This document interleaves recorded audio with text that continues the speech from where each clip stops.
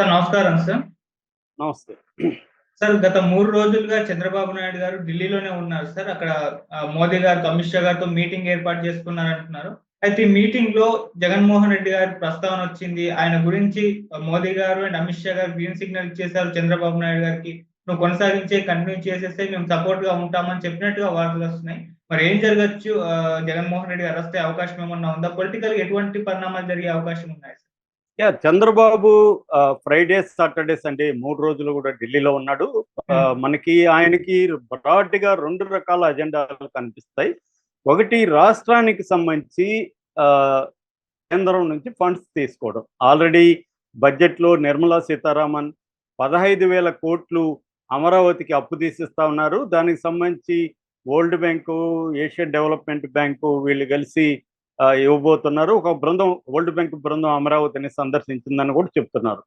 So ఆ 15,000 కోట్లకు సంబంధించి ఏమైనా ఇబ్బందులు ఉంటే దాని గురించి మాట్లాడడం ఒకటి. రెండవది పోలవరం డ్యాముకి సంబంధించి నిధులను రాబట్టడం రెండవ ప్రయారిటీ.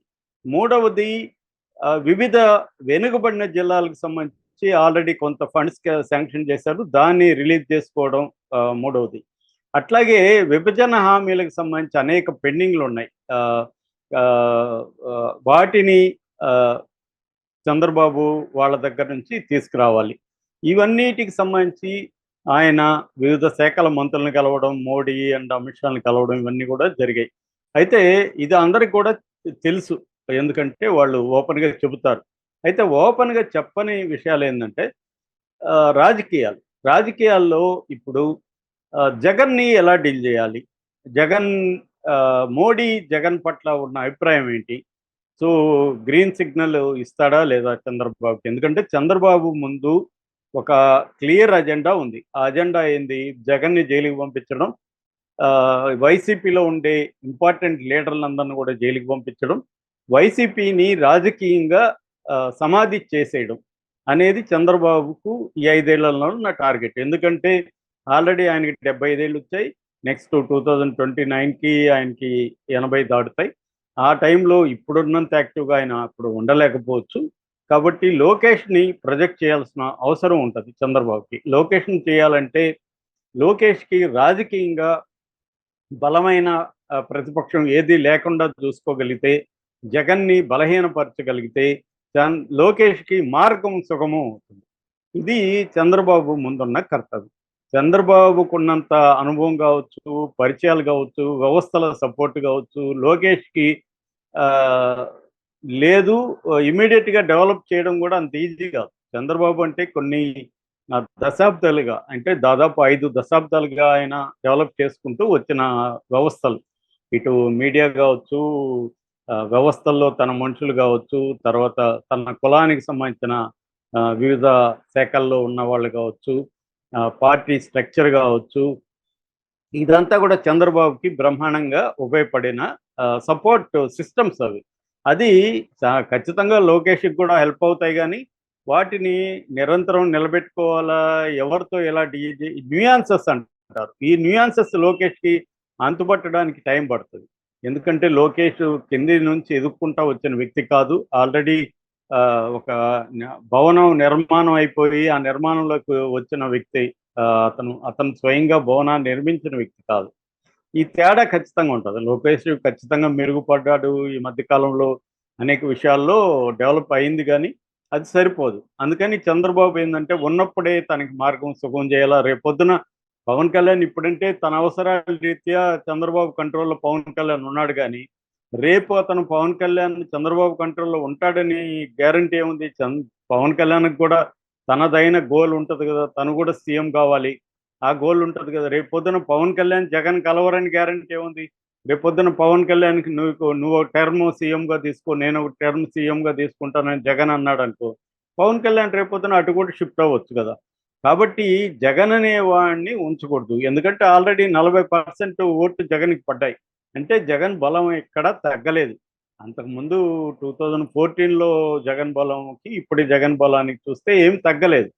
కాబట్టి మధ్యలో ఈ స్వింగ్ ఓటర్స్ ఇటు వచ్చారు. అది కూడా చీలకుండా, యాంటీ ఇన్కంబెన్సీ ఓటు చీలకుండా పవన్ కళ్యాణ్ కలుపుకోవడం, ఇటు మోడీని కలుపుకోవడం వల్లే విజయం సాధ్యమైంది అనేది చంద్రబాబుకు తెలుసు. రేపు ఇదే పరిస్థితి రేపు ఉంటుందా లేదు తెలియదు. జగన్ వెళ్ళి ఇండియా కూటమిలో జాయిన్ అవ్వచ్చు, జగన్ బలము ఇంకా పెరగచ్చు. రేపొద్దున కాంగ్రెస్ కమ్యూనిస్టులతో కలిసి జగన్ ఎన్నికల్లో పోటీ చేయొచ్చు. పవన్ కళ్యాణ్ కూడా ఇటు ఉంటాడా లేదా రేపు గ్యారంటీకి చెప్పలేము. ఎందుకంటే రేపు కూటమి అధికారంలోకి వస్తుంది సెంట్రల్ అంటే మళ్ళీ సమీకరణాలు మారిపోతాయి. సో ఈ కాంటెక్స్ట్లో జగన్ని ఇప్పుడే అంటే ఎన్నికల దగ్గర వరకు వెయిట్ చేసి చంద్రబాబుని జగన్ ఎలాగైతే అరెస్ట్ చేశాడో అలాగా చంద్రబాబు జగన్ని ఎన్నికల ముందు అరెస్ట్ చేస్తే అది సింపతిగా మారే అవకాశం ఉంటుంది. కాబట్టి ఇప్పుడే కానీ చేస్తే మెల్లమెల్లగా మర్చిపోతారు జగన్ది అన్న ఇది చంద్రబాబుకు ఉంది. మనం చూస్తున్నాము రాధాకృష్ణ దగ్గర నుంచి అందరూ కూడా చంద్రబాబుని ఇప్పటికే విమర్శిస్తున్నారు. ఎందుకు చేత కాకుండా ఉన్నావు? రాధాకృష్ణ క్లియర్గా రాశాడు, చంద్రబాబు తక్షణ కర్తవ్యం జగన్ని జైల్లో పెట్టడం అని. సో ఈ కాంటెక్స్ట్లో నిన్న 3 రోజులుగా చంద్రబాబు ఇటు మోడీతో ఇటు అమిత్ షాతో డిస్కస్ చేసినట్టు కనబడుతుంది. జగన్ని ఏం చేద్దాము ఏంటి అన్నప్పుడు వాళ్ళ వ్యూహం ఏంటి అనేది చూసినప్పుడు మోడీ గ్రీన్ సిగ్నల్ ఇచ్చాడని తెలుగుదేశం వర్గాలు చెబుతున్నాయి. అది ఎంత నిజమనేది మనకు తెలియదు, ఎందుకంటే వాళ్ళిద్దరి మధ్య జరిగింది మనం రాధాకృష్ణ లాగా అక్కడ ఉండి చూసి రాయలేం కాబట్టి మనం చెప్పలేం. కానీ ఒక పొలిటికల్ జర్నలిజం అంటేనే ఎక్కడో ఒక చోట లీక్ అవుతుంది. చంద్రబాబు ఎవరికొకరికి చెప్పి వాళ్ళు ఇంకొకరికి చెప్పి అలాగా లీక్ అవుతుంది కదా. అలాగా లీక్ అయిన దాంట్లో గ్రీన్ సిగ్నల్ ఇచ్చాడు కానీ టైమింగ్ ఇంపార్టెంట్ అని చెప్తున్నారు. ఎప్పుడైనా రాజకీయాల్లో టైమింగ్ అనేది వెరీ ఇంపార్టెంట్.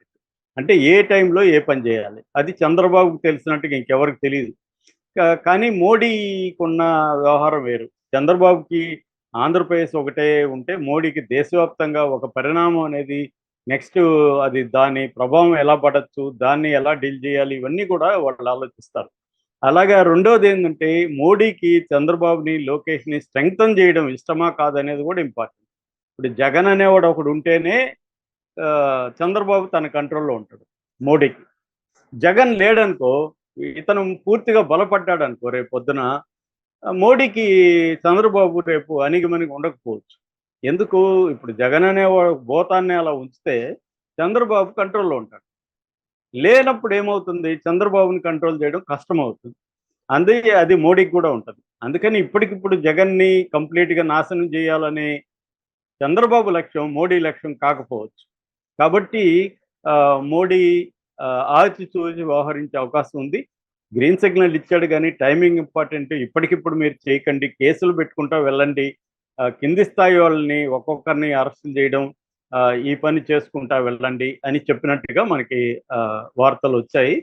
సో ఏదేమైనా జగన్కి అయితే గట్టి కాలం. నేను ఇంతకుముందు కూడా చెప్పాను, చంద్రబాబు ఒక పద్మవ్యూహాన్ని జగన్ చుట్టూ పన్నుతున్నాడు. అదేంటంటే జగన్ బీజేపీ సపోర్ట్ లేకుండా చూసుకోవాలి, మోడీ అండ లేకుండా చూసుకోవాలి ఒకటి.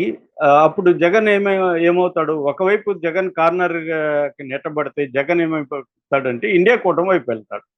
ఇండియా కూటమిలోకి కూడా రానికుండా చూసుకోవాలి. అందుకని చంద్రబాబు ఏం చేస్తున్నాడు అంటే కాంగ్రెస్కి ఆఫర్ ఇవ్వడం ద్వారా, అంటే తెలంగాణలో నేను రేవంత్ రెడ్డికి సపోర్ట్ చేస్తాను 2028 అసెంబ్లీ ఎన్నికల్లో, అప్పుడు రేవంత్ రెడ్డి మళ్ళీ కాంగ్రెస్ అధికారంలోకి వస్తుంది, ఆ రకంగా నేను మీకు తెలంగాణలో హెల్ప్ అవుతాను, దానికి బదులుగా మీరు జగన్ని మీ దాంట్లోకి చేర్చుకోవద్దండి అని చంద్రబాబు ఆఫర్ ఇస్తున్నట్టుగా చెప్తున్నారు. అందుకని రాహుల్ గాంధీ కాంగ్రెస్ ఎక్కడ కూడా జగన్కి ఇప్పటివరకు సపోర్ట్ 7 పార్టీల ప్రతినిధులు పాల్గొన్నారు కానీ కాంగ్రెస్ వాళ్ళు రాలేదు. జగన్ కూడా కాంగ్రెస్ యాంటీగా మాట్లాడాడు. ఎందుకు వాళ్ళు రాలేదో మీరు అడగండి అని మీడియా అన్నాడు. మణిపూర్లో ఖండిస్తారు కానీ ఆంధ్రప్రదేశ్లో ఎందుకు ఖండించరని చెప్పాడు. ఒక పక్క షర్మిల కూడా జగన్ మీద తీవ్రంగా విరుచుకుపడుతుంది. సో ఈ క్రమంలో మోడీ గ్రీన్ సిగ్నల్ ఇచ్చాడని ఇప్పుడు అంటున్నారు. సో అది ఎప్పుడనేది తెలియదు కానీ ఖచ్చితంగా జగన్ అయితే జైలుకు పోయే అవకాశాలు అయితే క్లియర్గా మనకి కనిపిస్తుంది. Okay sir, thank you so much. Thank you.